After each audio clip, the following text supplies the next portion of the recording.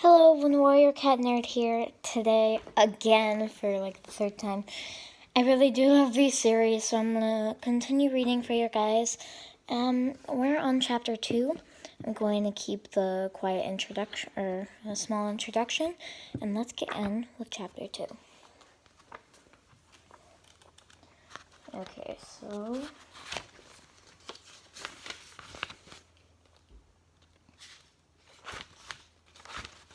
Okay, so chapter 2. Well, hissed Bluestar, her face only a mouse length from his. Lionheart remained silent as he towered over Rusty. He flattened his ears and crouched under the golden warrior's cold stare. His fur pricked uncomfortably. I am no threat to your clan, he meowed, looking down, trembling at his paws. You threaten our clan when you take food, yelled Bluestar. You have plenty of food in your two-legged nest already. You have come here only to hunt for sport, but we hunt to survive. The truth of the warrior queen's words pierced Rusty like a blackthorn, and suddenly he understood her anger. He stopped trembling, sat up, and straightened his ears. He raised his eyes to meet hers. I had not thought of it that way. I am sorry, he meowed solemnly. I won't hunt here again. Bluestar let her hackles fall and signaled to Lionheart to step back. You are an unusual kitty pet, Rusty, she meowed.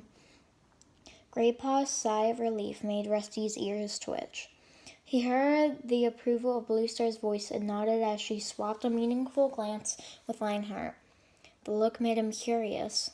What flashed between the two warriors? Quietly, he asked, is survival here really so hard? Our territory covers only part of the forest, answered Bluestar.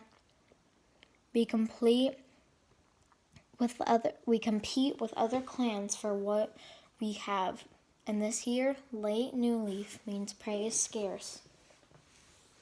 Is your clan very big?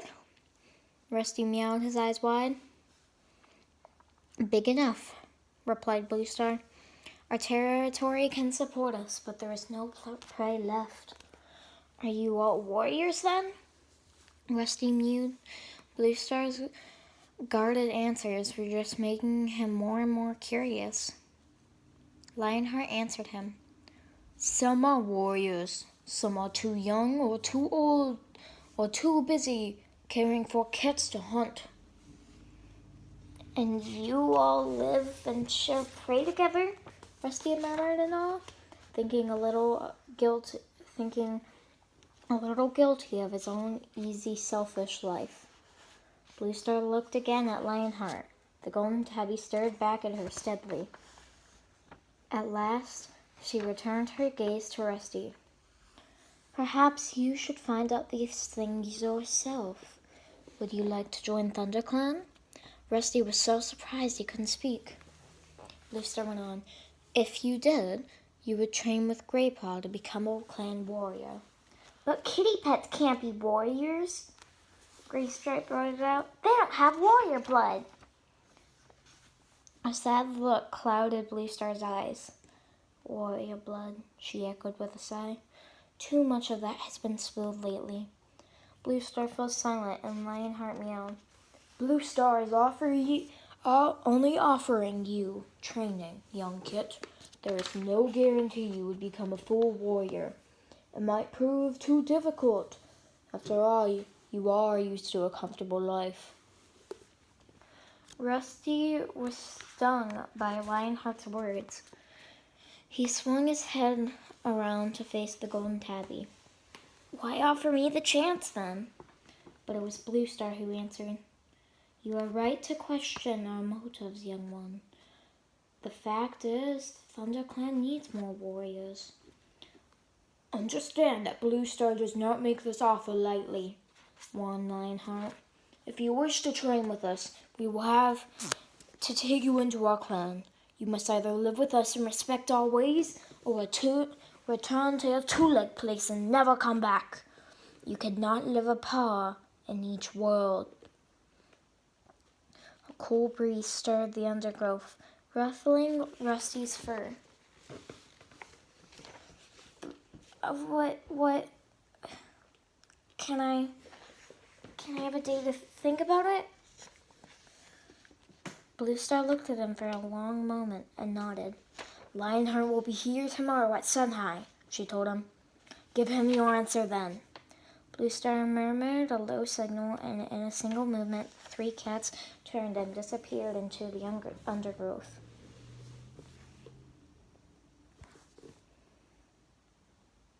Rusty blinked. He stared. Excitement curled around him. Up past the ferns that encircled him, through the canopy of the leaves, to the stars that glittered in the clear sky. The scent of clan cats still hung in the evening, and as Rusty turned and headed for home, he felt a strange sensation inside him, tugging him back into the depths of the forest. His fur prickled deliciously in the light wind, and the rustling leaves seemed to whisper his name into the shadows. So that was chapter 2. Chapter 2 was quite short, only about 5 pages. So I will read chapter 3. I think I can only read part of it, or I might be able to read it. It would be a long episode, but I'll try my best. Chapter 3.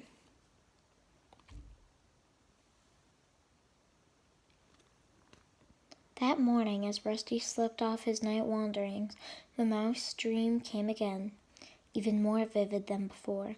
Free of his collar, beneath the moon, he stalked the timid creature, but this time he was aware of being watched. Shining from the shadows of the forest, he saw dozens of yellow eyes. The clan cats had entered his dream world. Rusty woke, blinking in the bright sunshine that was streaming across the kitchen floor.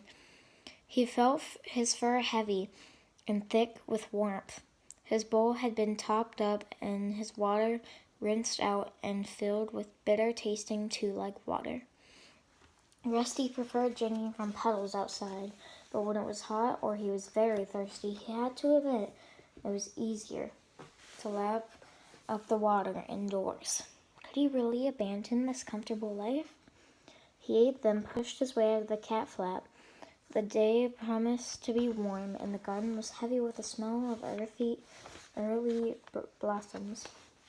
Hello, Rusty, yelled from a voice from the fence. It was Smudge. You should have been awake an hour ago.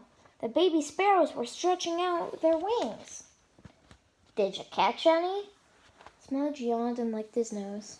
Couldn't be bothered. I already eaten enough at home. Anyway, why weren't you out earlier? Yesterday you were complaining about Henry sleeping his time away, and today you're not much better yourself. Rusty sat down on the cool earth beside the fence and curled his tail neatly over his front paws. I was in the woods last night, he reminded his friend. At once he felt the blood stir in his veins and his fur stiffen. Smudge looked down at him, his eyes wide. Oh yes, I forgot. How was it? Did you catch anything? Did anything catch you? Rusty paused, not sure how to tell his old friend what had happened. I met some wildcats, he began. What? Smudge was clearly shocked. Did you get into a fight? Sort of. Rusty could feel the energy surging beneath his pelt again, as if he recalled the strength and the power of clan cats. Were you hurt? What happened? Smudge prompted him eagerly. There were 3 of them, bigger and stronger than any of us. And you fought all 3 of them? No, Rusty meowed hastily. Just one of the youngest. The other two came later. How come they didn't shred you to pieces? They just warned me to leave their territory, but then Rusty hesitated. What? Meowed Smudge impatiently. They asked me to join their clan. Smudge's whiskers quivered disbelievingly. They did, Rusty insisted. Why would they do that? I don't know, Rusty admitted. I think they need extra paws in their clan. Sounds a bit odd to me, Smudge mewed doubtfully. I wouldn't trust them if I were you.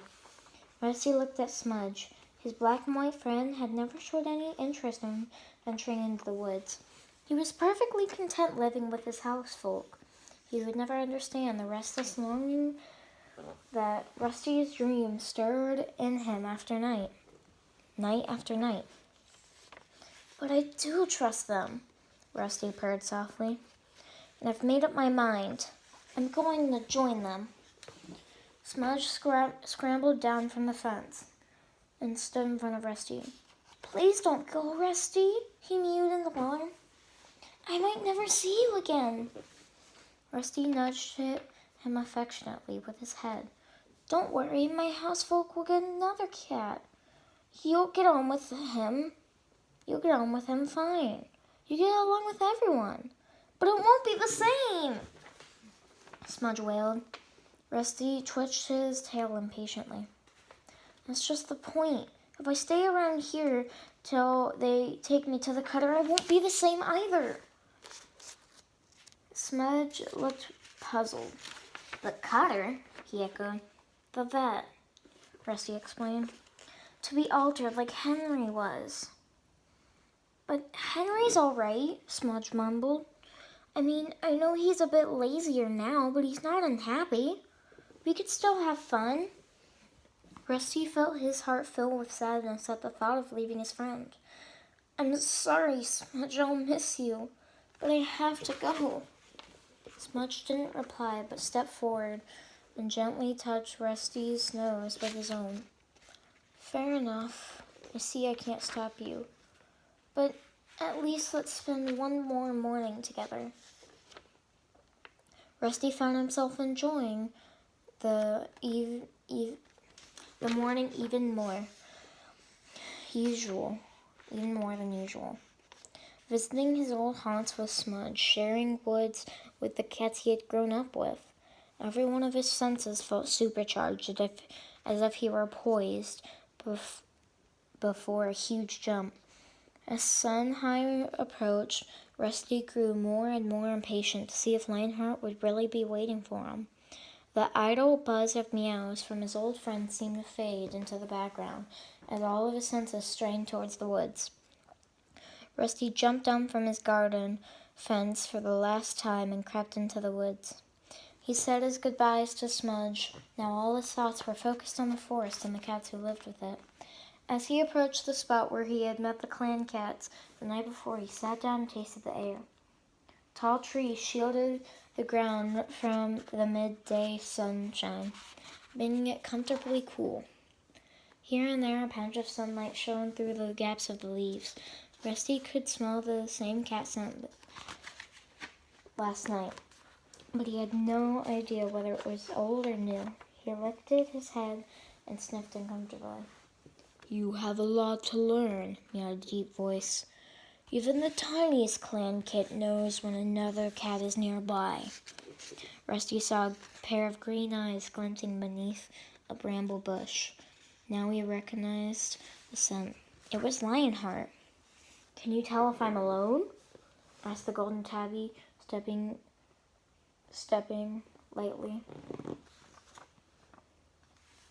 Hastily, Rusty sniffed again. The scents of Blue Star and Grey Paw were still there, but not as strong as the previous night.